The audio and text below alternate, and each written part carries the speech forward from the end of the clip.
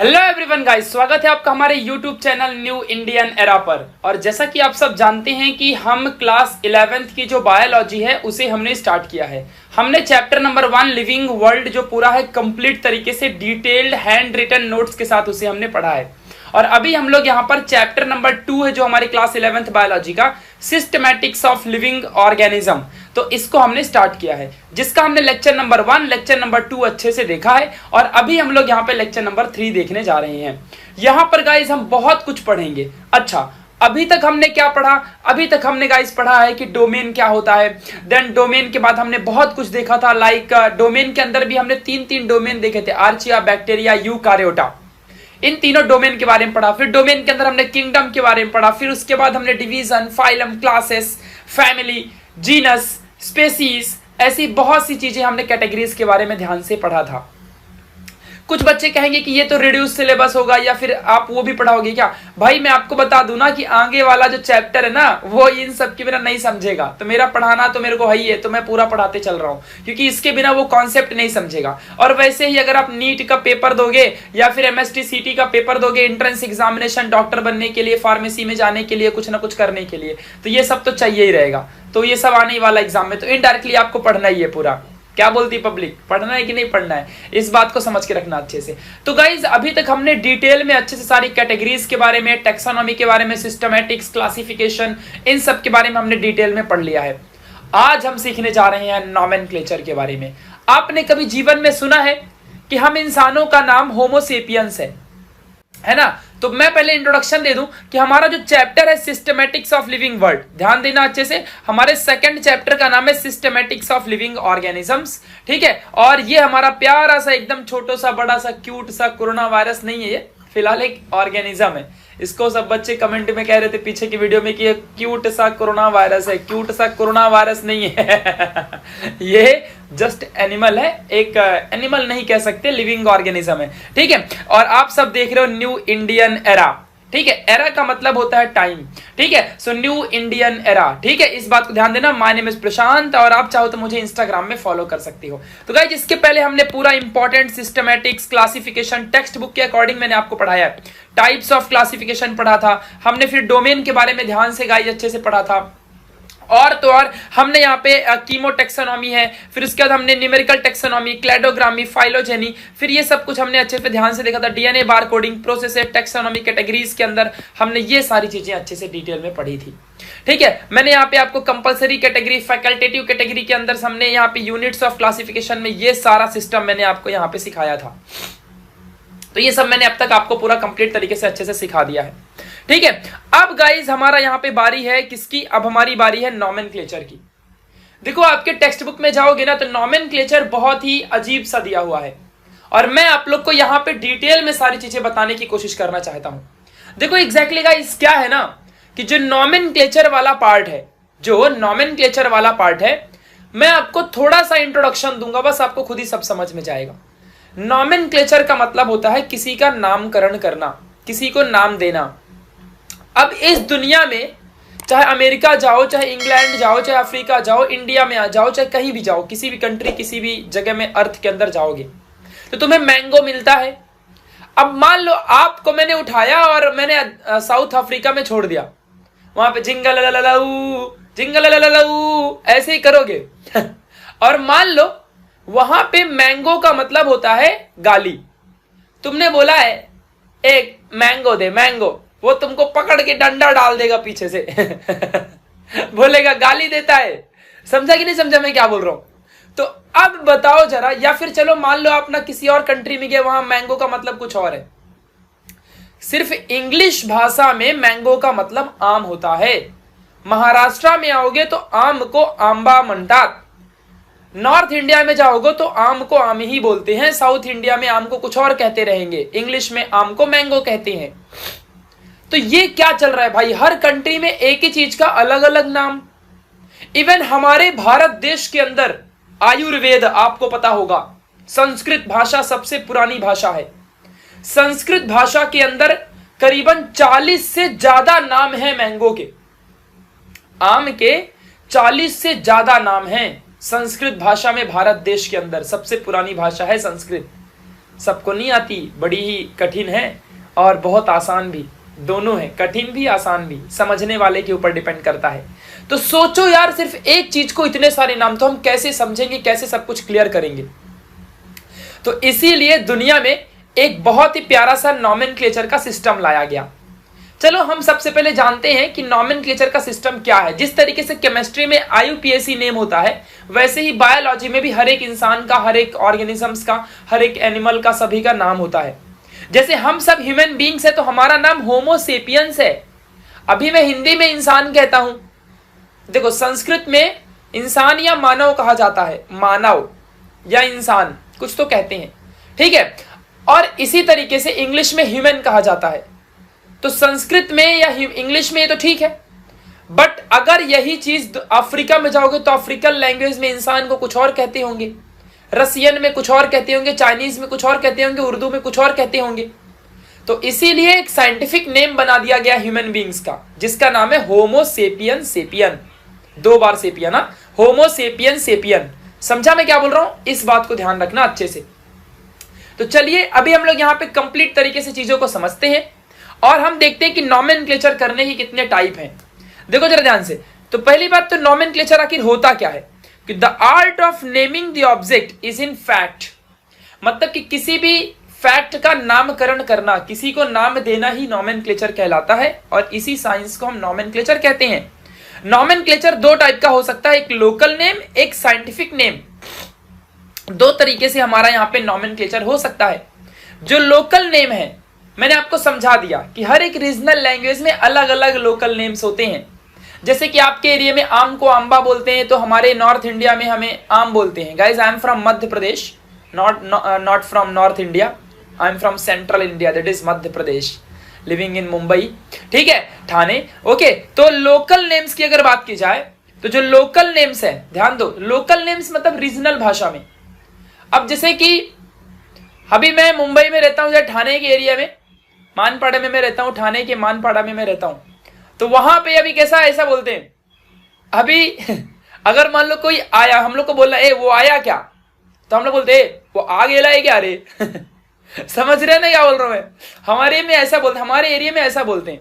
मैं इसी भाषा में पला बढ़ा हूं, but still I am controlling my self कि वैसा मैं ना बोलूं, क्योंकि थोड़ा अजीब लगेगा ना अगर मैं ऐसा बोलूंगा कि ए भाई क्या बोलता बेडू, समझ में आयला क्या तुम्हाला सगळ्यांना सिस्टमॅटिक्स ऑफ लिव्हिंग ऑर्गेनिझम आपण सगळे शिकणार आता, आणि तुम सबको बोल रहे ना में नॉमेनक्लेचर सीखने का है अपने को। नॉमेनक्लेचर 2 टाइप का होता है, समझ में आएगा तुम लोग को?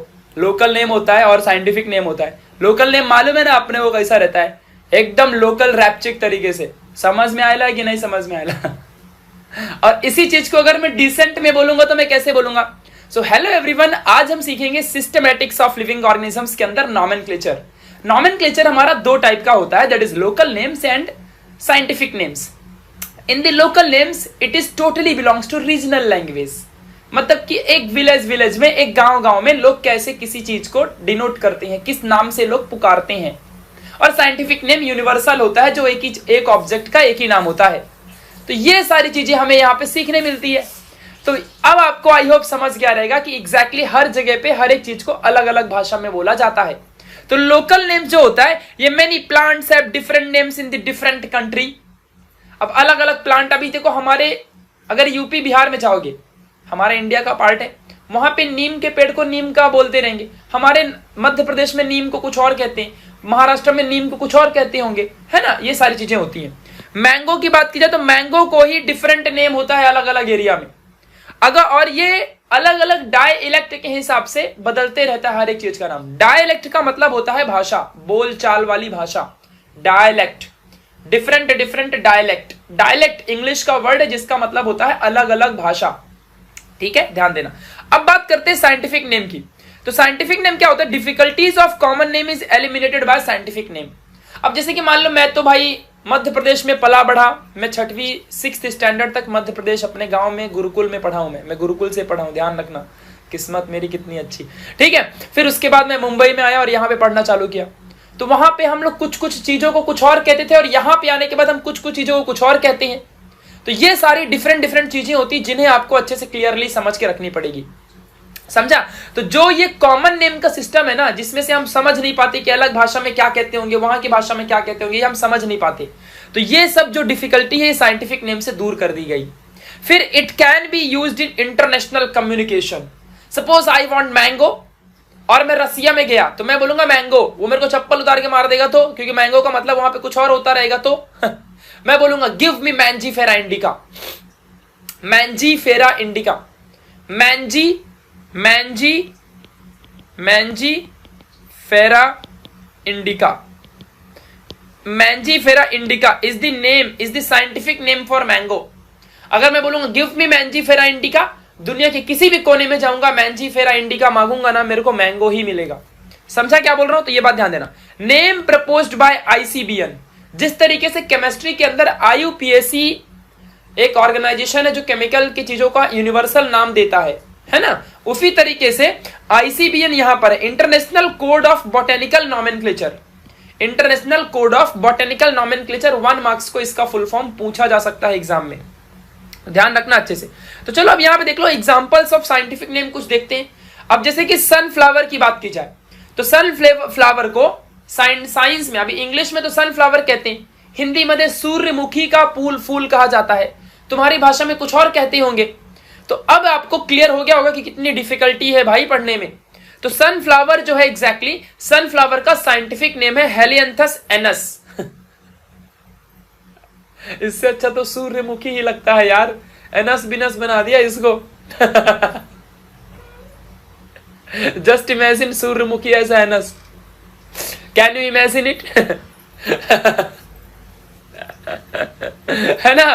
तो इमेजिन कर सकते हो क्या तुम लोग? नहीं कर सकते हो, ठीक है। तो sunflower Helianthus anus, Helianthus anus, है ना, हाथी एनस, ठीक है, चलो कोई नहीं यार।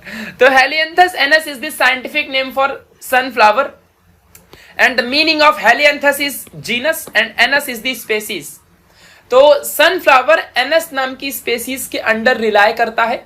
जैसे हम होमो सेपियंस है तो हम सेपियंस नाम की स्पेसीज के अंदर आते हैं। होमो हमारा जीनस है, होमो मतलब जो मैमल्स होते हैं जो फीड करते हैं, जो रिप्रोडक्शन करते हैं, लाइक अब होमो के अंदर हमारा वो गोरिल्ला लोग भी आएंगे, एप्स भी आएंगे, हम भी आएंगे, क्योंकि होमो एक जीनस है, लेकिन उसके अंदर हम सेपियंस नाम की स्पेसीज हैं और एप्स कोई और स्पेसीज है। समझा? इस बात को ध्यान देना बंदर लोग। चलो, तो Helianthus anus species and genus, ये बात ध्यान देना। तो हेलियंथस एनस सनफ्लावर का दूसरा नाम है। अब इसी तरीके से गाइस हम यहाँ पे थोड़ा सा सिस्टम को देखेंगे कि the binomial nomenclature system follow certain rule. जैसे कि तुमने आयुपैक नेमिंग करने के लिए कुछ रूल्स एंड रेगुलेशन स्टेप्स सीखे थे, उसी तरीके से बायोलॉजिकल नेम करने के लिए भी कुछ स्टेप्स बनाए गए हैं। जैसे कि देखो, कुछ name of an organism is composed of 2 Latin और ग्रीक वर्ड। देखो जैसे कि यहाँ पे 2 ही नाम लिखा रहेगा, इस बात को ध्यान देना। फिर generic name is simple noun, it should be come first and begin with the capital letter. अब यहाँ पे जो हेलियंथस मैंने लिखा है तो ये एच कैपिटल ही होना चाहिए और ये लैटिन में होना चाहिए। देखो नॉर्मल लिखा हेलियंथस, ये नॉर्मल हो गया, लेकिन इसको लैटिन में लिखना पड़ेगा। हेलियंथस थोड़ा सा टेढ़ा करके, वो देखा ना हल्का सा टेढ़ा रहता है, व्हाट्सएप वगैरह में भी तुमने देखा रहेगा, तो वो हल्का सा लैटिन में एकदम तुमको थोड़ा सा टेढ़ा करके लिखना पड़ेगा, इटैलिक में। स्पेसिफिक नेम जो होते हैं वो बाकी के सब स्मॉल लेटर में रहेंगे, सिर्फ पहला लेटर जो रहेगा कैपिटल रहेगा। साइंटिफिक नेम जो होगा वो अंडरलाइंड रहेगा, इस बात को भी ध्यान देना। और लास्ट में उस चीज के ऑथर कौन है, उस ऑथर का भी नाम, जैसे कि देखो अभी यहां दिखाता हूं, मैंजीफेरा इंडिका, देखो कैसा लिखा है, पहला कैपिटल लेटर मैंजी, देन बाकी सब स्मॉल और दूसरा वाला वर्ड भी स्मॉल, और लास्ट में एल का मतलब क्या है, वो ऑथर का नाम है, जिसने उस चीज का नाम दिया है, वो एल मतलब लिनोस नाम का एक बंदा था कोई, जो ने मैंगो के नाम को मैंजीफेरा इंडिका बताया था, क्योंकि इंडिया में जो मैंगो है इंडिया में ओरिजिनेट हुआ था, तो इसीलिए इंडिका नाम दिया गया। और मैंजीफेरा मीन्स एक प्रजाति है, एक स्पेसीज है, एक जीनस है मैंगो की, ठीक है। तो ये बात आपको समझ के रखना अच्छे से, जो कि बहुत ज्यादा इंपॉर्टेंट है। इसी बेसिस पे गाइस दुनिया में हमारे एक साइंटिस्ट थे जिनका नाम है आर.एच. विटेकर, और आर.एच. विटेकर ने 5 किंगडम को बनाया। जैसा कि हम सब जानते हैं कि डोमेन के बाद किंगडम आता है, यहाँ पे आपने पढ़ा होगा, लाइफ फिर डोमेन फिर किंगडम आता है, देन फाइलम, ऑर्डर, क्लासेस, ऐसे सब होते जाता है, और लास्ट में हमारी सबसे छोटी चीज स्पेसीज है। बहुत से बच्चों ने कहा था कि बताओ भैया किंगडम एग्जैक्टली क्या है। भाई इसकी कोई डेफिनेशन नहीं होती है, बस इतना लिख देना कि kingdom is a smaller concept as compared to domain, and there are 5 kingdoms present in the universe, and these kingdoms are classified by R.H. Whittaker. R.H. Whittaker ने ही तो किया था ना, देखो यहाँ पे लिखा भी है R.H. Whittaker। तो 5 किंगडम है, kingdom Monera, kingdom Protista, kingdom Plantae, kingdom Fungi, kingdom Animalia, ये 5 किंगडम है। My dear friends, believe on me, पूरे अर्थ के अंदर जितने भी लिविंग ऑर्गेनिज्म है, चाहे वो प्लांट हो, चाहे वो वायरस हो, चाहे बैक्टीरिया हो, चाहे वो हाथी हो, चाहे घोड़ा हो, चाहे इंसान हो, चाहे चींटी हो, चाहे कोई भी ऑर्गेनिज्म हो जो जिंदा है, वो सब इस 5 किंगडम क्लासिफिकेशन के अंदर आ गया। इस 5 किंगडम क्लासिफिकेशन के अंदर वो इंक्लूडेड है। समझ में आई मेरी बातें, मैं क्या कह रहा हूं? तो ये बात आपको एकदम एग्जैक्टली क्लियर करके चलनी है। तो जो हमारा यहाँ पे 5 किंगडम क्लासिफिकेशन है, ये 5 किंगडम के बारे में अगर तुमने पढ़ लिया तो तुमने दुनिया के सारे ऑर्गेनिज्म के बारे में पढ़ लिया, उसके बाद कुछ बचेगा ही नहीं। अगर तुमने किंगडम प्लांटी के बारे में पढ़ लिया तो किंगडम प्लांटी पढ़ा तो तुमने प्लांट्स के बारे में पढ़ लिया, समझो। तुमने क्लास 9th में chapter number 6 classification of plant पढ़ा है, जहां पे तुमने क्रिप्टोगैम, फेनेरोगैम, एंजियोस्पर्मिक, जिम्नोस्पर्मिक, टेरिडोफाइटा, ब्रायोफाइटा, याद है तो आबाद है, भूल गए तो बर्बाद है। समझा अच्छे से? तो याद रखना अच्छे से। तो 5 किंगडम क्लासिफिकेशन के अंदर हमने किंगडम प्लांटी ऑलरेडी पढ़ लिया है, किंगडम एनिमेलिया भी हमने अच्छे से पढ़ लिया है क्लास 10th में। क्लास 10th साइंस 2 चैप्टर 6 में हमने पढ़ा है, जहां पे हमने kingdom Animalia, sub kingdom chordate, non chordate, inside the sub kingdom non chordate there are 10 phylums like Protista, उसके बाद मोलिस्का, फिर उसके बाद ऑर्थ्रोपोडा, फिर एक्टिनोडर्मेटा, फिर उसके बाद प्लैटीहेलमिंथस, फिर उसके बाद बहुत से हैं यार, ऐसे कितने गिलो, एस्केलमिंथस है, फिर हेमिकॉर्डेटा है, ऐसे बहुत से 10 फाइलम के बारे में हमने पढ़ा। सब किंगडम कॉर्डेट के अंदर हमने देखा था सिर्फ फाइलम कॉर्डेट, देन उसके अंदर हमने 3 division, urochordata, Cephalochordata, vertebrata, and vertebrata के अंदर 6 क्लासेस देखा था हमने, साइक्लोस्टोमेटा, एब्स, मैमेलिया, रेप्टिलिया, और उसके बाद हमने देखा था पीसेस के बारे में। तो ऐसे हमने 6 क्लासेस भी देखी थी, क्लास 10th में हमने पढ़ा है। हालांकि जो अगला चैप्टर है अपना, तो उसमें हम वापस से पढ़ेंगे किंगडम प्लांटी के बारे में, हमारा 3rd चैप्टर, और हमारा 4th चैप्टर हम वापस से पढ़ेंगे किंगडम एनिमेलिया के अंदर, किंगडम एनिमेलिया को। तो गाइस, जो बच्चा मेरे से 10th में साइंस 2 पढ़ा था, मैंने एक चीज डिटेल में सिखाई थी। जिस बच्चे ने साइंस 2 क्लास 10th में मेरे से पढ़ा था, समझ जाओ उसकी चांदी है। आगे के 2 चैप्टर उसके लिए और चिंदी होने वाले हैं, आसान बना दूंगा, एकदम आसान बना दूंगा, ध्यान रखना अच्छे से। तो ये सारी चीजें आपके लिए बहुत ज्यादा जरूरी है, ठीक। चलो, तो ये मैंने बता दिया कि R.H. Whittaker ने ये सारी चीजें बताई थी, और इन चीजों को आपको समझ के रखना है। चलिए अब गाइज हम मेन चीज की स्टार्ट करने वाले हैं। अभी तक तो सिर्फ टुल्लू मुल्लू लुल्लू चैप्टर चालू था, डोमेन होता है, स्पेसीज है, फिर एक किंगडम, सब किंगडम, नॉमेनक्लेचर, दुनियादारी, ऐसे चल रहा था।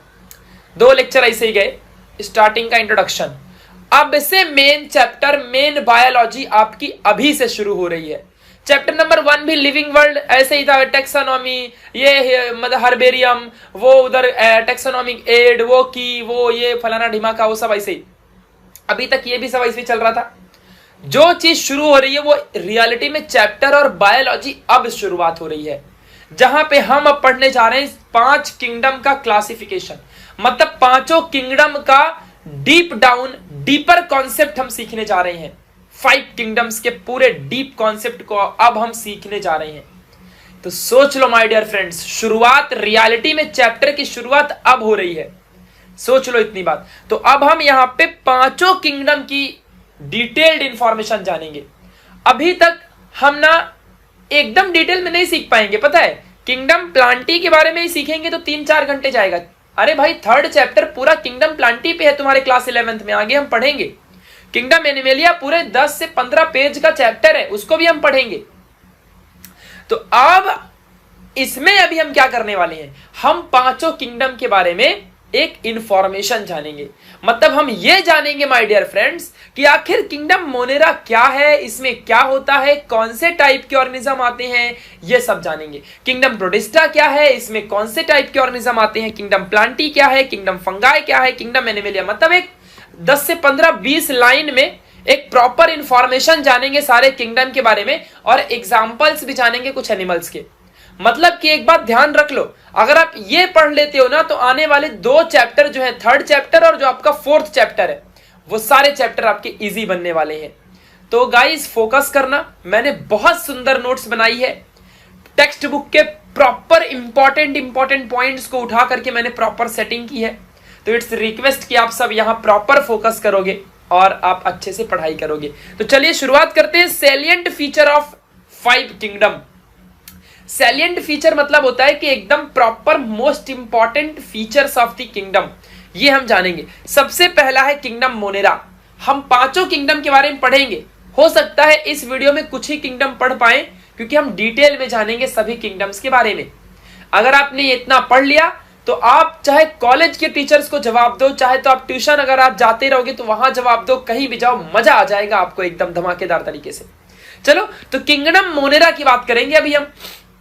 तो डिटेल तरीके से देखो, मैं यहाँ पे आपको दिखाना चाहूंगा। देखो किंगडम मोनेरा पूरा एकदम पॉइंट वाइज मैंने पूरी सेटिंग करके अच्छे से प्रॉपर लाया है कि किंगडम मोनेरा के अंदर करोड़ों एनिमल आते हैं, मतलब करोड़ों ऑर्गेनिजम्स आते हैं। किंगडम प्रोटिस्टा के अंदर करोड़ों ऑर्गेनिजम्स आते हैं। किंगडम प्लांटी में करोड़ों प्लांट आते हैं। किंगडम एनिमेलिया में करोड़ों एनिमल आते हैं। किंगडम ऐसे ही फंगाई में बहुत सी फंगाई आती है। तो इन सब के बारे में हम देखो टोटली पढ़ेंगे। देखो यहाँ पे मॉर्फोलॉजिकल स्ट्रक्चर है उसका प्रॉपर तरीके से। फिर किंगडम प्रोटिस्टा, मतलब फिर उसके पूरा पढ़ेंगे यार। फिर देखो प्रोटिस्टा हो गया, डायफ्लैजिलेट, उसके अंदर फंगाई लाइक प्रोटिस्टा। फिर देखो यहाँ पे हमारा मतलब यूग्लिनोइड, किंगडम प्लांटी फिर स्टार्ट होगा। तो पूरा देखो, मैं आपको एक बार नोट्स की स्ट्रक्चर बता देता हूँ कैसा किया मैंने, ध्यान देना अच्छे से। यहाँ देखो यहाँ पे शुरुआत है किंगडम मोनेरा, कलर देखना, कलर देखो किंगडम मोनेरा। फिर उसके अंदर पूरा टाइप अभी किंगडम मोनेरा ही चल रहा है, किंगडम मोनेरा ही चल रहा है। अब देखो किंगडम प्रोटिस्टा स्टार्ट हुआ। देखो अभी भी पूरा किंगडम प्रोटिस्टा ही चल रहा है, पूरा किंगडम प्रोटिस्टा चल रहा है, देखते जाओ पूरा किंगडम प्रोटिस्टा चल रहा है। ठीक है, अब आगे बढ़ना जरा अच्छे से। अब देखो यहाँ पे किंगडम प्लांटी शुरू हुआ। अब देखो यहाँ पे पूरा किंगडम प्लांटी इतना ही चला क्योंकि छोटा है किंगडम प्लांटी। फिर किंगडम फंगाई देखो यहाँ पे चला, किंगडम फंगाई देखो पूरा किंगडम फंगाई चलते जाएगा, पूरा किंगडम फंगाई जा रहा है। वायरसेस वगैरह सब कुछ इसके अंदर सब ये सब आते जाएंगे और यहाँ पे खत्म। एनिमेलिया का नेक्स्ट में आपका इंट्रोडक्शन होगा। तो चलो अब यहाँ देखते हैं, अब स्टार्ट किया जाए। अब टाइम पास नहीं करते, फटाफट 5 किंगडम के बारे में पढ़ेंगे और टॉपिक हमारा चैप्टर खत्म हो जाएगा। अब बस 5 किंगडम के बारे में पढ़ना ही बचा है। प्रॉपर नोट्स बनाया है, टेक्स्ट बुक को बगल में रख लेना, पहले ही कह देता हूं। टेक्स्ट बुक को बगल में रख लो, धमाका मजा आ जाएगा सीखने में एकदम। ठीक है, तो अभी चलिए शुरुआत करते हैं। हम लोग किंगडम मोनेरा क्या होता है, इसके अंदर कौन से ऑर्गेनिज्म, क्या कैरेक्टर हैं, कौन से टाइप के ऑर्गेनिजम्स इस क्लासिफिकेशन के अंदर आते हैं। किंगडम मोनेरा के बारे में अगर हमने पढ़ लिया तो हमने किन किन ऑर्गेनिज्म के बारे में पढ़ लिया, हम ये जानेंगे। ठीक है, चलिए शुरू करते हैं। तो किंगडम जो मोनेरा है गाइस, यहाँ पे ध्यान देना अच्छे से। सबसे पहली बात ध्यान देना अच्छे से, हमने देखा था कि जो हमारे ऑर्गेनिज्म होते हैं, या तो वो यूनिसेलुलर हैं या तो वो मल्टी सेलुलर होते हैं। तो हमारा जो किंगडम मोनेरा है इसके अंदर सारे ऑर्गेनिज्म सिर्फ यूनिसेलुलर ही आएंगे। कोई भी ऐसा ऑर्गेनिज्म जो मल्टी सेलुलर है वो नहीं आएगा।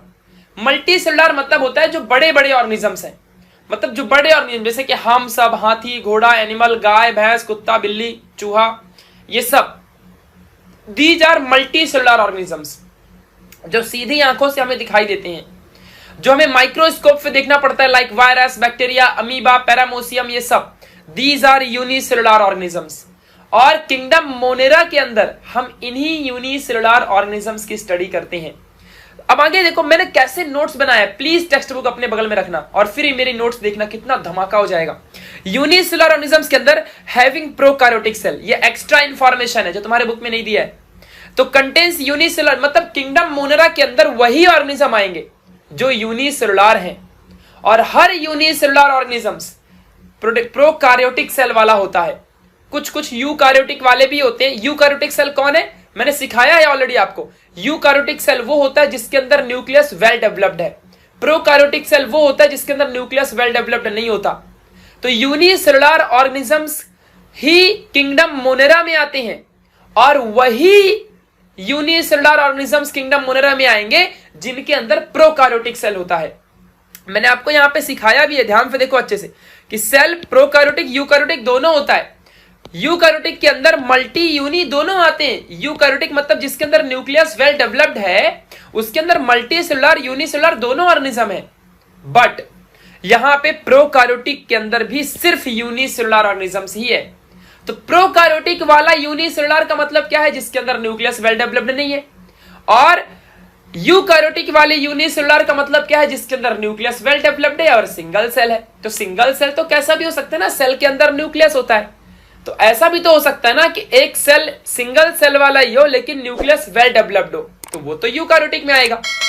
और ऐसा भी तो हो सकता है कि सिंगल सेल हो और न्यूक्लियस वेल डेवलप्ड ना हो, तो वो प्रोकार्योटिक में आएगा। अब किन में वेल डेवलप्ड न्यूक्लियस नहीं होता? वायरस है, बैक्टीरिया है, इन सब में न्यूक्लियस वेल डेवलप्ड नहीं होता। बट अमीबा, पैरामोसियम, इन सब में होता है। ठीक है, तो इन चीजों को आपको अच्छे से समझ के चलना पड़ेगा। ठीक है, तो यही चीज तो यहां पे समझाई जा रही है कि किंगडम मोनेरा के अंदर वही ऑर्गेनिज्म आते हैं जो यूनिसेलुलर है, और यूनिसेलुलर में भी कौन से? जो प्रोकार्योटिक है। समझा अच्छे से? इस बात को ध्यान देना। Do not have well defined cell, मैंने बगल में पूरा लिख दिया एकदम धमाकेदार तरीके से। आगे देखते हैं, omni present found in all type of environment, मतलब कि ये किसी भी ऑर्गेनिज्म में रह सकते हैं। ओमनी प्रेजेंट का मतलब कैसे भी, ठंडी में, गर्मी में, बरसात में, किसी भी बारिश के मौसम में, किसी भी मौसम में ये ऑर्गेनिज्म, ये लिविंग सिंगल यूनिसेलुलर ऑर्गेनिजम्स जो प्रोकार्योटिक सेल है किंगडम मोनेरा में आते हैं, ये सब के सब किसी भी इन्वायरमेंट में रह सकते हैं।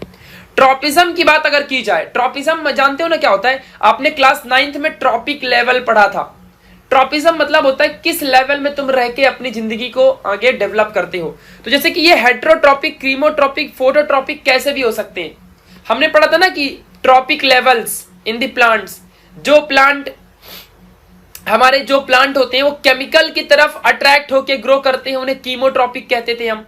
जो प्लांट लाइट को सनलाइट की तरफ देख के उसकी तरफ अट्रैक्ट करते हैं वो फोटोट्रॉपिक था, है ना? हमने सब पढ़ा था कि नहीं पढ़ा था? हाँ, तो वैसे ही ट्रॉपिक लेवल इनमें फोटोट्रॉपिक, कीमोट्रॉपिक, हेट्रोट्रॉपिक होता है।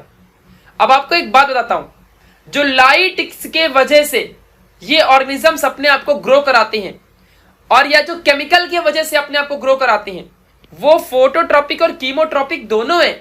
मतलब केमिकल की वजह से अपने आप को इंथुजियास्टिक, अपने आप को डेवलपमेंट कराना, ऐसे भी ऑर्गेनिज्म होते हैं ना।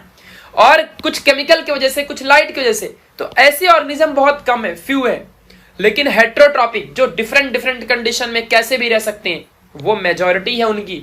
वायरस, बैक्टीरिया तो कैसे भी रहता है ना। आगे बढ़ते हैं, cell wall is made up of peptidoglycan. अब जरा यहां पे ध्यान देना अच्छे से, जो सेल वॉल होता है वो पेप्टिडोग्लाइकन से बना होता है। अब आप बोलोगे पेप्टिडोग्लाइकन क्या होता है? जैसे कि देखो हमारा सेल है, तो ये हमारा सेल वॉल जो रहता है, ये हमारे बॉडी में तो सेल वॉल होता ही नहीं है। पहली बात, सेल मेम्ब्रेन होता है हमारी बॉडी में। ह्यूमन बीइंग की बॉडी में सेल वॉल नहीं होता, प्लांट की बॉडी में सेल वॉल रहता है। तो अगर मान लो ये ह्यूमन बीइंग का सेल है, तो यहाँ पे सेल मेम्ब्रेन है। तो सेल मेम्ब्रेन है अगर यहाँ पे, तो ये सेल मेम्ब्रेन हमारा लिपिड से बना होता है। किससे बना होता है? लिपिड से। और वहीं पे अगर मैं यहाँ के यूनिसेलुलर ऑर्गेनिज्म की बात करूं, तो इनके अंदर जो सेल वॉल है ये पेप्टिडोग्लाइकन से बनता है। किंगडम मोनेरा के अंदर जितने भी ऑर्गेनिज्म होते हैं उनके अंदर का सेल वॉल पेप्टिडोग्लाइकन से बनता है। पेप्टिडोग्लाइकन को हम म्यूरिन भी कहते हैं, ये भी ध्यान रख लो, सब समझते जाओ। देखो यही है बायोलॉजी। बायोलॉजी बहुत आसान है, इसमें कुछ ज्यादा हमें कॉन्सेप्ट दिमाग नहीं लगाने का। इसमें जो रहता है उसे याद करते जाना होता है, समझते जाना होता है, अपनी नोट्स बनाते जानी होती है, तो समझ जाता है अपने आप। तो पेप्टिडोग्लाइकन जो है इसे हम म्यूरिन भी कहते हैं। म्यूरिन क्या होता है? म्यूरिन हमारा पॉलीमर है। क्या है? म्यूरिन पॉलीमर है, और ये शुगर और अमाइनो एसिड के साथ मिलके बनता है।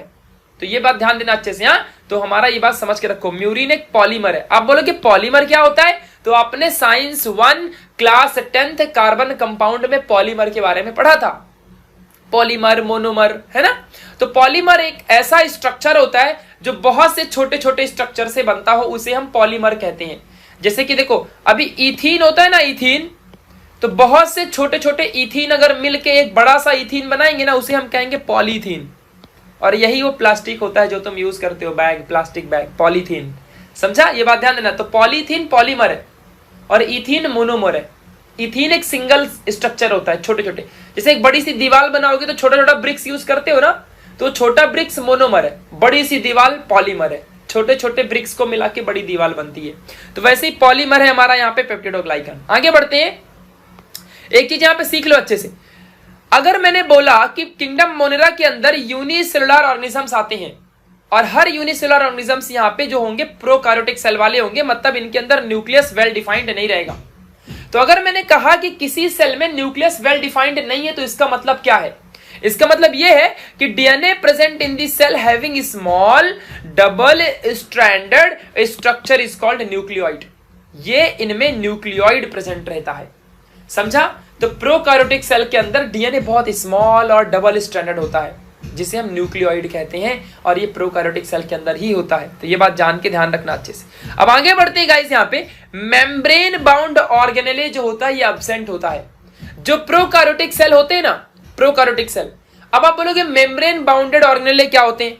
तो जैसे कि देखो यहाँ पे, जैसे कि माइटोकॉन्ड्रिया होता है, जैसे कि आपने देखा रहेगा ना, सेल है, सेल के अंदर न्यूक्लियस, यहाँ पे माइटोकॉन्ड्रिया है, यहाँ पे गोल्गी एपेरेटस, बहुत सी चीजें होती है ना यार, तो उसे कहते हैं मेम्ब्रेन बाउंडेड। मतलब कि ये सेल है, ये न्यूक्लियस है, तो ये मेम्ब्रेन होता है ना, ये मेम्ब्रेन होता है। तो मेम्ब्रेन ने जिसको बाउंड कर रखा है, ऐसे ऑर्गेनेले, जैसे कि साइटोप्लाज्म के अंदर हमारा माइटोकॉन्ड्रिया एंड ऑल, तो इसे हम मेम्ब्रेन बाउंडेड ऑर्गेनेले कहते हैं। Like mitochondria, chloroplast, endoplasmic reticulum, ये सब सेल के अंदर होता है। हम इन सब के बारे में चैप्टर नंबर 5 में डिटेल में पढ़ेंगे, आपका जो आगे वाला चैप्टर नंबर 5 है उसमें। तो मेम्ब्रेन बाउंड ऑर्गेनेले जो होता है ये एब्सेंट होता है प्रोकार्योटिक सेल में। लाइक माइटोकॉन्ड्रिया नहीं होता इनमें क्लोरोप्लास्ट नहीं होता, इनमें एंडोप्लाज्मिक रेटिकुलम नहीं होता। ठीक है, कमेंट बॉक्स में बताना कि माइटोकॉन्ड्रिया का दूसरा नाम क्या है, ठीक है, किस लिए यूज करते हैं माइटोकॉन्ड्रिया। आगे बढ़ो, जो राइबोसोम होता है ना, are smaller in size and compare to eukaryotic cell. आपको पता है हमारे सेल के अंदर राइबोसोम होता है। राइबोसोम क्या है हम चैप्टर नंबर 5 में पढ़ेंगे, इसी क्लास 11th में। तो जो राइबोसोम रहता है ना, राइबोसोम हमने क्लास 10th में भी पढ़ रखा है, राइबोसोमल आरएनए वगैरह वगैरह, है ना, ट्रांसक्रिप्शन, ट्रांसलेशन, ट्रांसलोकेशन के टाइम पे साइंस 2 क्लास 10th में राइबोसोमल आरएनए है ना, आरआरएनए पढ़ा है ना। तो जो राइबोसोम होता है वो यूकैरियोटिक सेल में बहुत बढ़िया होता है, बड़ा होता है, स्ट्रक्चर उसका ग्रेट रहता है, बड़ा सा। लेकिन प्रोकैरियोटिक सेल के अंदर, हमारे सेल दुनिया में 2 टाइप है, यूकैरियोटिक, प्रोकैरियोटिक, है ना। किंगडम मोनेरा के अंदर वही ऑर्गेनिज्म आएंगे जो प्रोकैरियोटिक सेल से बनते हैं, यूनिसेलुलर होते हैं। तो ये बात ध्यान देना अच्छे से कि हमारे प्रोकैरियोटिक सेल में राइबोसोम बहुत ही छोटा होता है as compare to eukaryotic cell. तो ये भी किंगडम मोनेरा में ध्यान रखना। यहां पे जो रिप्रोडक्शन, अब देखो हमारे हर दुनिया में ऑर्गेनिज्म अगर रिप्रोडक्शन नहीं करेगा तो उसकी जिंदगी आगे कैसे बढ़ेगी? तो रिप्रोडक्शन तो करना पड़ेगा ना। तो किंगडम मोनेरा के अंदर जितने भी यूनिसेलुलर प्रोकैरियोटिक सेल, कैसे बोलोगे? Unicellular prokaryotic cell. यूनिसेलुलर तो है बट कौन सा? यूकैरियोटिक भी तो होता है यूनिसेलुलर। यूनिसेलुलर प्रोकैरियोटिक सेल ही हमारे किंगडम मोनेरा में आते हैं। और किंगडम मोनेरा के अंदर यूकैरियोटिक, यहाँ पे यूनिसेलुलर प्रोकैरियोटिक सेल जो होते हैं ये हमारे यहाँ पे किस टाइप का रिप्रोडक्शन करते हैं? तो ये सब के सब असेक्सुअल रिप्रोडक्शन करते हैं, like binary fission and budding. I hope आपने science 2 class 10th chapter number 3 में आपने पढ़ा है कि बाइनरी फिशन क्या होता है और बडिंग क्या होता है। बाइनरी फिशन जो है, एक ऐसे सेल रहेगा उसको बीच में से डिवाइड करके आप ऐसा 2 बना सकते हो, ये बाइनरी फिशन है, 2 पार्ट्स में डिवाइड होना। और बडिंग का मतलब क्या होता है कि मान लो ये सेल है तो इसके ऊपर दूसरा आएगा, इसके ऊपर तीसरा, ऐसे यीस्ट में आपने देखा था, है ना। तो ये सब आपने पढ़ा है ऑलरेडी क्लास 10th में, साइंस 2 में मैंने अभी भी पढ़ा दिया, ठीक है। तो मोड ऑफ रिप्रोडक्शन असेक्सुअल होता है। किंगडम मोनेरा के अंदर सारे ऑर्गेनिज्म असेक्सुअली रिप्रोड्यूस करते हैं, उसमें भी बाइनरी फिशन या बडिंग इस तरीके से। अब आगे बढ़ते हैं, मॉर्फोलॉजी के बारे में जानेंगे। अभी तक तो हमने कैरेक्टर और चीजों के बारे में समझा कि किंगडम मोनेरा क्या होता है, किंगडम मोनेरा के अंदर कौन से ऑर्गेनिज्म आते हैं। किसी ने पूछा तो क्या बताओगे? किंगडम मोनेरा के अंदर यूनिसेलुलर प्रोकैरियोटिक सेल आते हैं। जो प्रोकैरियोटिक सेल होते हैं उनके अंदर न्यूक्लियस वेल डिफाइंड नहीं होता, ठीक। ये जो होते हैं इनका ट्रॉपिक लेवल, तीनों ट्रॉपिक लेवल में रहते हैं, चाहे वो लाइट वाले में हो, चाहे वो कीमोट्रॉपिक हो, चाहे वो हेटेरोट्रॉपिक हो। लेकिन फोटो और कीमोट्रॉपिक और फोटोट्रॉपिक बहुत कम है। ऐसे वायरस बैक्टीरिया बहुत कम है जो कीमोट्रॉपिक फोटोट्रॉपिक को फॉलो करते हैं। हेटेरोट्रॉपिक बहुत से लोग फॉलो करते हैं। फिर उसके बाद हमने देखा कि मेम्ब्रेन बाउंड ऑर्गेनेले एब्सेंट रहता है, लाइक इनमें माइटोकॉन्ड्रिया, फिर उसके बाद एंडोप्लाज्मिक रेटिकुलम, ये सब नहीं होता। इनके अंदर जो असेक्सुअल, जो मोड ऑफ रिप्रोडक्शन होता है किंगडम मोनेरा में, वो असेक्सुअल है। तो ये सब याद रखते जाओ, बहुत फायदे में रहोगे। और हाँ, इनके अंदर राइबोसोम बहुत छोटा होता है as compare to eukaryotic cell, हमारे कंपेयर में इनमें बहुत छोटा होता है। अब हम पढ़ेंगे किंगडम मोनेरा की मॉर्फोलॉजी। अब आप बोलोगे मॉर्फोलॉजी क्या होता है? तो मॉर्फो का मतलब होता है स्ट्रक्चर, स्किन, स्ट्रक्चर बॉडी की जो स्ट्रक्चर है, इसे कहते हैं मॉर्फोलॉजी। मॉर्फो मतलब एक्सटर्नल स्ट्रक्चर, लॉजी मतलब स्टडी करना। तो हम किंगडम मोनेरा के अंदर जितने भी ऑर्गेनिज्म आते हैं, वायरस बैक्टीरिया है, जो भी यूनिसेलुलर ऑर्गेनिज्म है, इनके स्ट्रक्चर के बारे में सीखेंगे। चलो, तो पहला है बैक्टीरिया। अब बैक्टीरिया ही तो आता है ना किंगडम मोनेरा में। तो पहले देखेंगे बैक्टीरिया का मॉर्फोलॉजी क्या है। अब ध्यान सुनना, तुम्हारी टेक्स्ट बुक में कैसा भी दिया रहेगा, मैंने उसको प्रॉपर बढ़िया तरीके से नोट्स बनाया है। तो जो बैक्टीरिया है ये कैटेगराइज है कुछ इन पार्ट्स में। अब ध्यान से सुन लो, जब कभी भी जीवन में भविष्य में कोई टीचर तुम्हें सिखाएगा वो तुम्हें बहुत कंफ्यूज कर देगा। बैक्टीरिया के आज यही टाइप सीख लो, कितने टाइप की बैक्टीरिया होती है मॉर्फोलॉजिकली। हाँ, मतलब बैक्टीरिया बाहर से देखने में किस तरीके की होती हैं। जैसे कि हमारे इंसानों में कुछ काले लंबे इंसान होते हैं, कुछ छोटे गोरे इंसान होते हैं, कुछों की हाइट मीडियम होती है, कुछ मेरे जैसे दिखते हैं है ना। तो इंसानों में भी वैसे ही बैक्टीरिया किस तरीके की कैटेगराइज है बाहर के स्ट्रक्चर के हिसाब से। कुछ बैक्टीरिया स्फेरिकल होते हैं, कुछ बैक्टीरिया रॉड शेप, लंबे लंबे। जैसे कि आपने सुना रहेगा क्लॉस्ट्रीडियम, पढ़ा है क्या क्लॉस्ट्रीडियम? क्लॉस्ट्रीडियम नाम की बैक्टीरिया आपने सुना होगा। आपने क्लास 9th में चैप्टर नंबर 7 है यूजफुल एंड हार्मफुल माइक्रोब्स, वहां पे आपने क्लॉस्ट्रीडियम के बारे में पढ़ा था। क्लॉस्ट्रीडियम एक ऐसी गंदी बैक्टीरिया है जिसके वजह से फूड पॉइजनिंग होता है और ये रॉड शेप्ड होती है। समझा? इस बात को ध्यान देना। ऐसे ही स्फेरिकल शेप में कोकस वाली बैक्टीरिया, स्फेरिकल कोकस बैक्टीरिया का नाम है, याद करना पड़ेगा आपको। स्फेरिकल कोकस ये स्फेरिकल होती है। Rod shaped bacillus, bacillus rod shaped. और बाकी है कॉमा और किडनी शेप्ड विब्रियो। विब्रियो वाली बैक्टीरिया होती है, ये कॉमा या कॉमा मतलब ऐसा, या फिर किडनी शेप्ड है ना, ऐसा किडनी शेप्ड बैक्टीरिया होती है। और स्पाइरल, स्पाइरल ऐसा ऐसा स्पाइरल शेप में स्पाइरुलिना, ध्यान दो, जैसे स्पाइरुलम या स्पाइरुलिना, ऐसी बैक्टीरिया का नाम है। कितना प्यारे नाम है, याद कर लो ना, कितने फायदे में रहोगे। 3 मार्क्स आएगा नीट में, पेपर में आता ही। तो ये कैटेगराइज इस तरीके से रहता है। तो बैक्टीरिया मॉर्फोलॉजिकली, अगर मॉर्फोलॉजिकली जब भी बोला जाएगा ना तो समझना कि बाहर के स्ट्रक्चर की बात चल रही है। तो बाहर के स्ट्रक्चर के हिसाब से हमारी बैक्टीरिया इन 4 टाइप में कैटेगराइज्ड है, समझ लेना। हमारी पहली स्फेरिकल कोकस, रॉड शेप्ड बैसिलस, और कॉमा या kidney shaped vibrio, and spirillum या स्पाइरल शेप में स्पाइरुलम। ठीक, चलो अब हम बात करेंगे। हमने इतना तो सीख लिया कि जो हमारी बैक्टीरिया है किस किस तरीके से मॉर्फोलॉजिकली क्लासिफाइड है। अब हम सीखते हैं on the basis of evolution classification of bacteria. मतलब कि हमारी बैक्टीरिया लोग का भी तो इवोल्यूशन हुआ होगा ना। जैसे हम इंसान पहले लैमूर थे, फिर धीरे धीरे धीरे धीरे धीरे हम बदलते गए और आज हम होमोसेपियंस हैं, बुद्धिमान इंसान बन गए। वैसे ही बैक्टीरिया वायरसेस का भी हमारा क्या हुआ है, इनका भी इवोल्यूशन हुआ होगा। तो इवोल्यूशन के बेसिस पे हम इसे क्लासिफाई करेंगे, यानी फाइलोजेनेटिक की बात कर रहे हैं, है ना। हमने सीखा था ना फाइलोजेनेटिक क्लासिफिकेशन, जिसमें हम इवोल्यूशन की बात करते हैं। तो on the basis of evolution classification of bacteria, चलो देखते हैं। तो पहला है आर्ची बैक्टीरिया और दूसरा है यू बैक्टीरिया।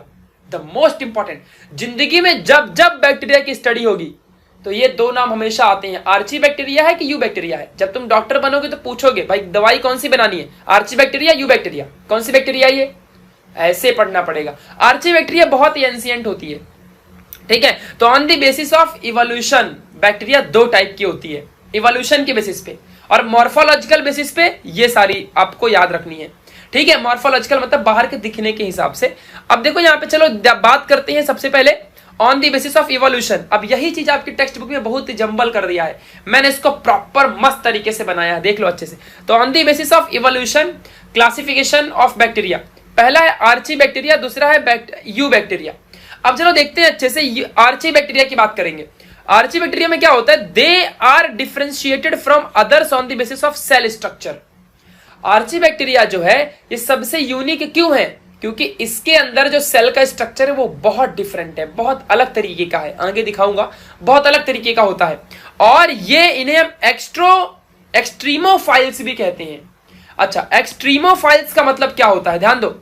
एक्सट्रीमोफाइल, ध्यान देना, जब कभी भी वर्ड PHILE आएगा ना फाइल, इसका मतलब होता है लव, प्यार, अट्रैक्शन, ठीक है। तो फाइल का मतलब होता है लव या अट्रैक्शन। एक्सट्रीमो का मतलब होता है बहुत एक्सट्रीम, मतलब बहुत ही खतरनाक वाला। जैसे कि अगर मैंने तुमको बोला कि सपोज दैट, अगर मैंने किसी को कह दिया कि I am in love with हर, मैं हूं नहीं ऐसा कुछ भी है भाई, नहीं है, मैं सिंगल गाय, ठीक है, बचपन से भाई, तभी तो इधर तक है, समझा करो भावनाओं को, ठीक है। तो अगर मैंने ऐसा कह दिया कि एक्सट्रीमोफाइल, सपोज दैट अगर मैंने बोल दिया कि I am in love with her, extremophile, extreme love, तो इसका मतलब होता है कि चाहे कुछ भी हो जाए, जिंदगी में मर जाऊं, कुछ भी करूं, लेकिन उसके साथ ही रहना है।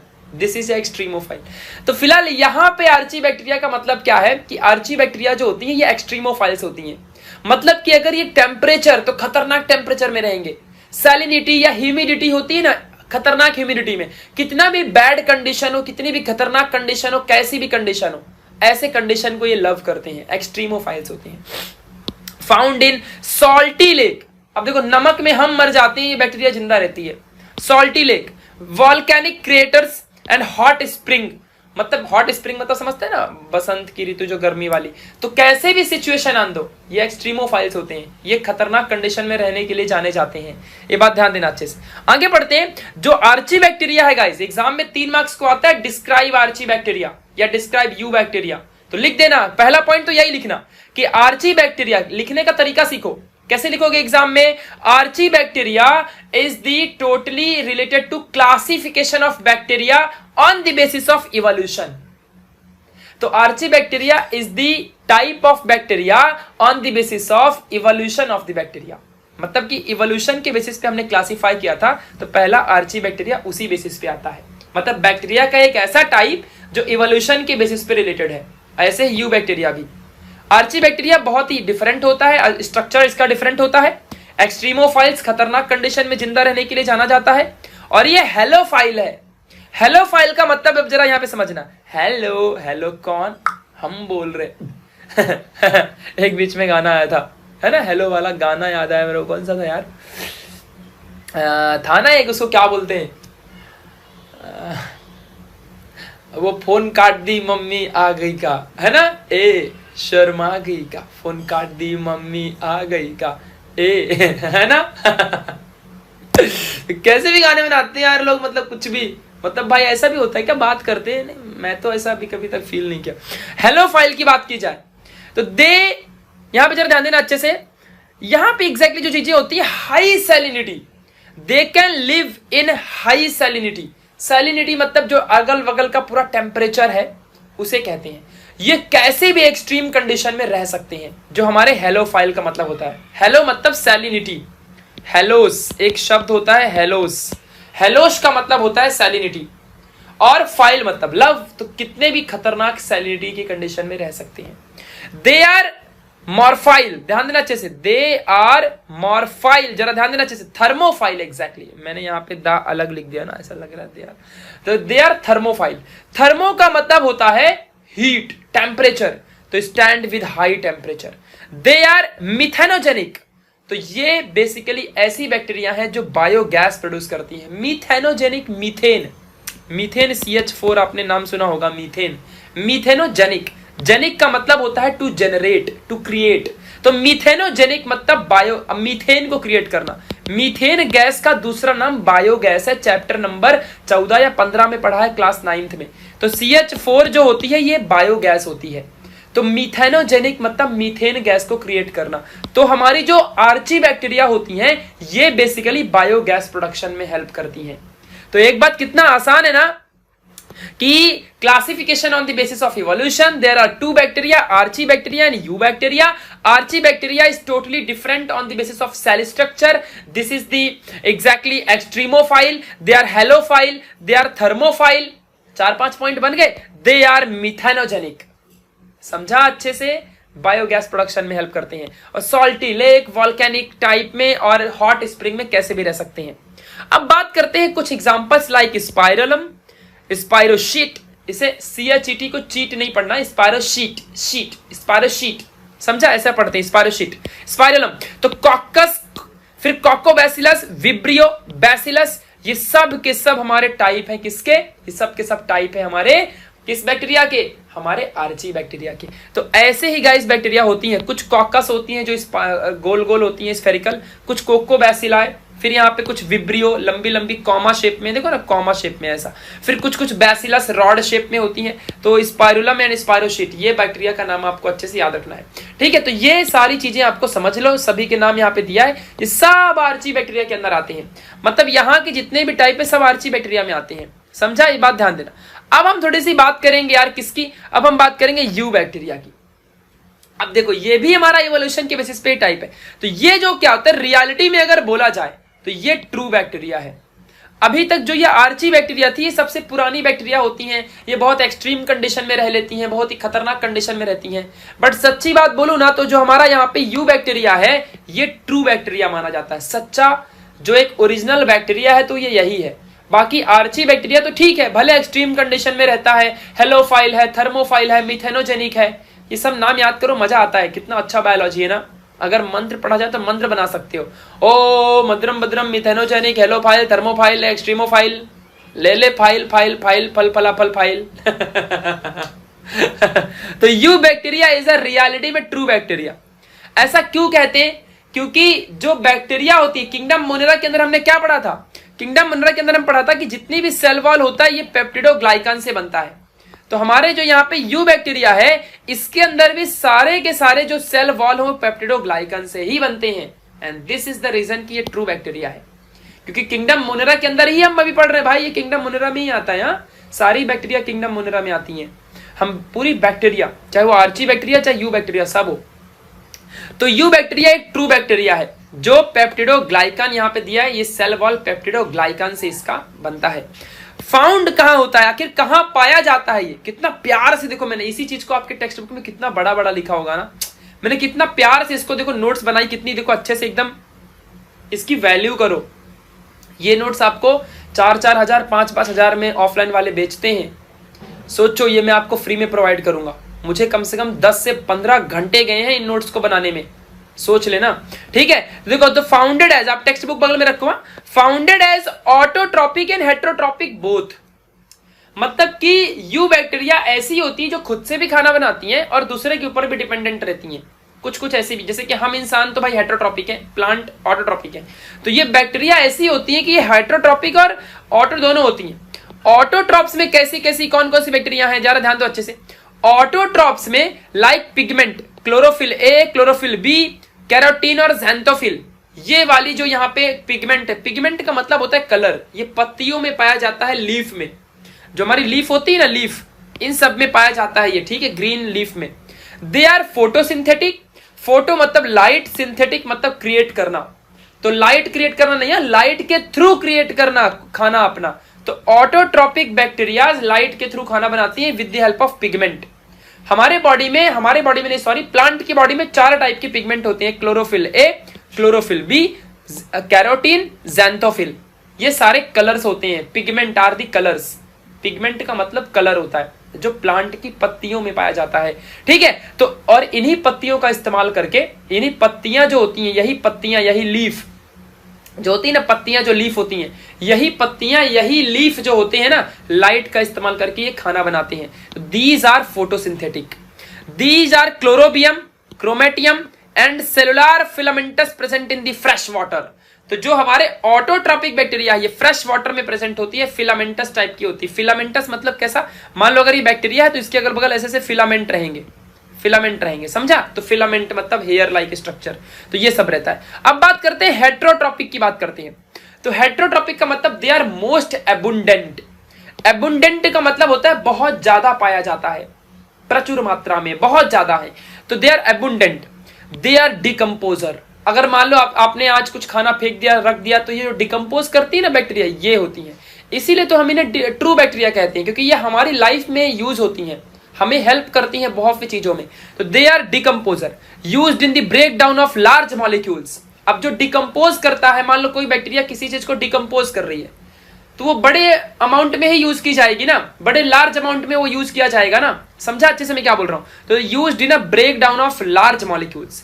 They are anaerobes. आपने पढ़ा था science 2 chapter number 2 class 10th में। रेस्पिरेशन 2 टाइप का होता है, aerobic respiration and anaerobic respiration. जो लिखते जाया करो, जो बताता हूं लिखते जाया करो, नोट्स बनाते जाया करो। जो एरोबिक रेस्पिरेशन है उसमें ऑक्सीजन इन्वॉल्व रहता है, एनारोबिक में ऑक्सीजन इन्वॉल्व नहीं होता। तो बैक्टीरिया जो होती हैं वो बिना ऑक्सीजन के जिंदा रहती हैं, ध्यान रखना। तो दे आर एनारोब्स। हमने पढ़ा भी था साइंस 2 में, बैक्टीरिया कहां ऑक्सीजन लेती है। तो helping in curdling of milk. सोचो यही, ये मतलब आपको पता है यू बैक्टीरिया जो है ये यूजफुल बैक्टीरिया है। और आर्ची बैक्टीरिया हार्मफुल बैक्टीरिया हैं, इस बात को ध्यान देना अच्छे से। तो एनारोब्स जो होते हैं, एनारोब्स में ऐसे एनारोबिक बैक्टीरिया जो हमारे को मिल्क से कर्ड बनाने में हेल्प करती है, लाइक लैक्टोबैसिलाई वगैरह, ये सब यही है, यू बैक्टीरिया में ही आता है। नाइट्रोजनस फिक्सेशन, आपने क्लास 9th में, सोचो पूरा क्लास 9th पूरा क्या क्लास 11वीं में भरा है। जो बच्चे ने मेरे से क्लास 9th में पढ़ा रहा होगा ना, उसे मालूम होगा। क्लास 9th पूरा क्लास 10th में, क्लास 11th में भरा है। तो देखो आपने पढ़ा था नाइट्रोजन फिक्सेशन, आपने पढ़ा था एजेटोबैक्टर की मदद से नाइट्रोजन फिक्सेशन होता है प्लांट में। Nitrogen fixation, nitrogen cycle, class 9th में कुछ याद आ रहा है? Carbon cycle, nitrogen cycle, oxygen cycle, chapter number 8 या 9 समथिंग, ठीक है। तो नाइट्रोजन फिक्सेशन में भी हमारी ये बैक्टीरिया हेल्प करती है। फिर antibiotic production like Streptomyces, science 2 class 10th chapter number 7 introduction to microbiology में स्ट्रेप्टोमाइसिस पढ़ा है कि नहीं पढ़ा है? एंटीबायोटिक क्या होता है? हमारी बॉडी के अंदर जो बीमारी होती है उसको ठीक करने के लिए जो मॉलिक्यूल का इस्तेमाल करते हैं उसे हम एंटीबायोटिक कहते हैं। तो ये सब का सब एंटीबायोटिक प्रोडक्शन में भी हमारी ये हेट्रोट्रोपिक, कौन सी? यू बैक्टीरिया 2 टाइप की है, ऑटोट्रोपिक, हेट्रोट्रोपिक, जिसमें से हेट्रोट्रोपिक ये मदद करती है कर्डलिंग ऑफ मिल्क में, ये मदद करती है नाइट्रोजन फिक्सेशन में, एंटीबायोटिक प्रोडक्शन में, इन सब में हेल्प करती है। ये सारी बैक्टीरिया जो ये काम में हेल्प करती है सब एनारोबिक बैक्टीरिया हैं। कभी ऑक्सीजन के साथ ये लोग ऑक्सीजन नहीं यूज करते हैं, कार्बन डाइऑक्साइड यूज करते हैं। और ये सब के सब पैथोजेंस होते हैं, मतलब इनमें से कुछ बैक्टीरिया हमारे लिए हार्मफुल भी हैं, जो हमें बहुत बड़ी बड़ी बीमारियां दे जाती हैं, लाइक टीबी, ये सब बैक्टीरिया से ही तो होता है। टीबी मतलब पता है, टीबी ट्यूबरकुलोसिस, छाती की बीमारी, ठीक है। तो यहाँ पे पैथोजेंस मतलब होता है कि बाहर से आने वाला बैक्टीरिया अंदर घुस जाता है। पैथोजेंस बाहर से आने वाला बैक्टीरिया, बाहर के पाथ से आने वाला बैक्टीरिया, ठीक है। तो आई होप आपको यू बैक्टीरिया और आर्ची बैक्टीरिया डिटेल में समझा होगा, मतलब मुझे नहीं लगता कि अब आपको यहाँ पे कोई डाउट होगा। और लास्ट में थोड़ा सा पढ़ते हैं माइकोप्लाज्मा के बारे में, ये भी किंगडम मोनेरा का ही पार्ट है। These are smallest living form, cell wall absent, pathogenic होते हैं। माइकोप्लाज्म दुनिया का सबसे स्मॉलेस्ट लिविंग ऑर्गेनिज्म है, स्मॉलेस्ट लिविंग फॉर्म। जिंदगी में जो अब तक तुमने देखा होगा ना सारे लिविंग ऑर्गेनिज्म, जैसे बैक्टीरिया इतनी है, इतनी नहीं होती, मतलब मैं बता रहा हूं, माइक्रोस्कोप के अंदर देख रहे हो तो इतना दिखेगा, ठीक है, इतना है, वायरस इतना है, इतना सब ऑर्गेनिज्म है। माइकोप्लाज्म इससे भी छोटा होता है। माइकोप्लाज्म अब तक का सबसे स्मॉलेस्ट यूनिसेलुलर लिविंग फॉर्म है। और यही माइकोप्लाज्मा एक है, गूगल में सर्च करना दिखेगा माइकोप्लाज्मा क्या है। तो माइकोप्लाज्मा किंगडम मोनेरा के अंदर आता है, और ये इसके अंदर सेल वॉल नहीं होती, बिना सेल वॉल का होता है ये, और पैथोजेनिक है, बॉडी के अंदर गया ना तो बीमारी कर देगा, समझा? तो ये बात आपको समझनी है। तो हमने गाइस किंगडम मोनेरा कंप्लीट पढ़ लिया है, कंप्लीट किंगडम मोनेरा हमने यहाँ पे सीख लिया, ठीक है। तो किंगडम मोनेरा का एक एक information guys, it's request my dear friends, ये नोट्स से ही पढ़ना। टेक्स्ट बुक में बहुत पकाया है, टेक्स्ट बुक एक बार रीड करो और मेरी नोट से एक बार पढ़ो, कसम से कहता हूं ना बहुत मजा आएगा। या तो एक बार टेक्स्ट बुक पढ़ लो फिर ये वीडियो वॉच करो, बहुत मजा आएगा, सच्ची कह रहा हूं। मतलब मैंने इतना प्यार से नोट्स बनाई है ना, पूरे 15 से 20 घंटे मैंने नोट्स में इन्वेस्ट किए हैं। तो ऐसा बनाया सोच समझ के, जिंदगी भर हर बच्चे को काम आएगा।